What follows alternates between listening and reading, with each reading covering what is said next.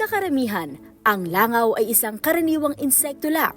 Ngunit para sa aspin na si Kikay, ito ay isang kaaway na dapat iwasan.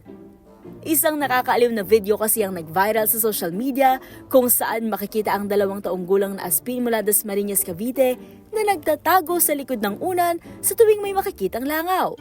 Ayon sa kanyang fur parent na si Beng Aquino, mula pa nung tuta si Kikay, takot na raw ito sa langaw. Tuwing makakakita ng isa, agad itong tatabi sa kanya para magtago, na animoy may paparating na malaking peligro.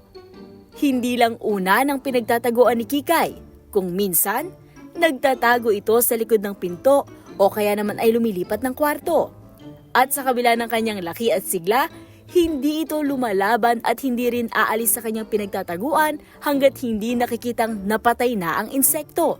Dahil sa kanyang kakaibang ugali, agad nakahatak ng libu-libong views, likes at comments ang video ni Kikay. Maraming netizens din ang napatawa at nakarelate sa takot ng aspin sa maliit na insekto.